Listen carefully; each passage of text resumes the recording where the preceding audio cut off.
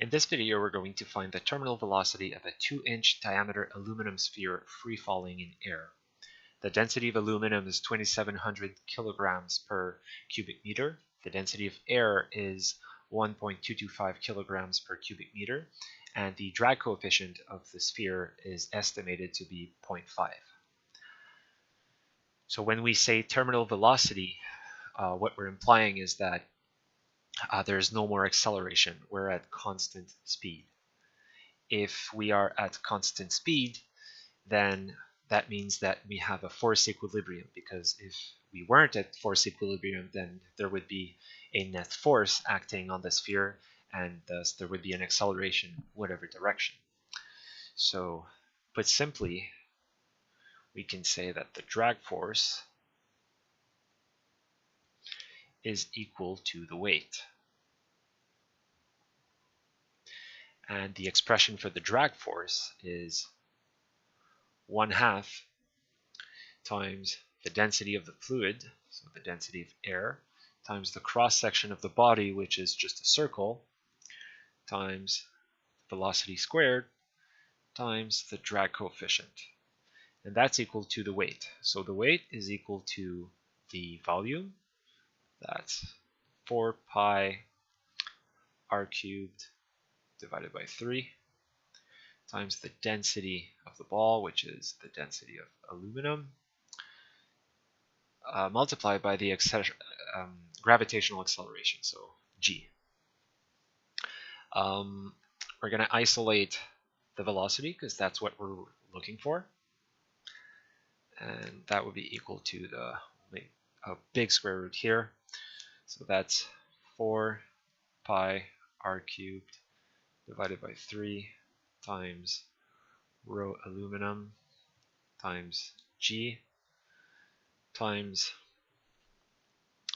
1 over 1/2 rho air cross-section drag coefficient. Let's plug in the numbers. Square root of 4 pi. Now the radius is in inches and the rest is in SI units, so we're going to convert 2 inches to meters, so that's 0.0254. Put a note here. You should probably know this, or at least know where to find this, these conversion factors. 0.254 rather meters. Okay.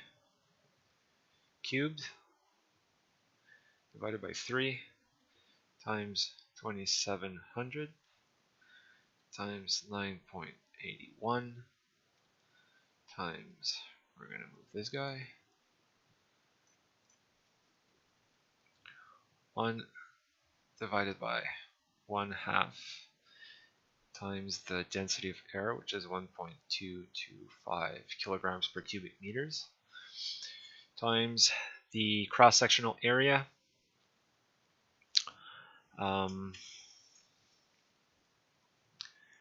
Now, I made a mistake because I said that that was the diameter, so I have to divide by 2 here. So we have pi r squared for the area, pi times the diameter, let's say just, 2 times 0.0254 divided by 2. I know we can simplify this, but it's just so that we leave all of our traces. So that's it, times 0.5 for the drag coefficient. Let's put this guy here so it looks nicer, and square root of all of that. So hold on, I'll calculate that. 4 times pi times 0.0254 cubed. All of that divided by 3 times 2700 times 9.81 times 1 over 1/2 times 1.225 times pi times 0.0254 squared times 0.5, and that will give you 54.1 meters per second.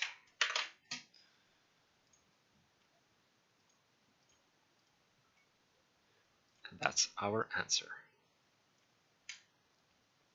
Once again, what we did is that we equated the drag force to the weight, and then we solved for velocity using the expression for the drag force. Thanks for watching. If you want to have the PDF version of the worksheet, it's in the description below. Goodbye.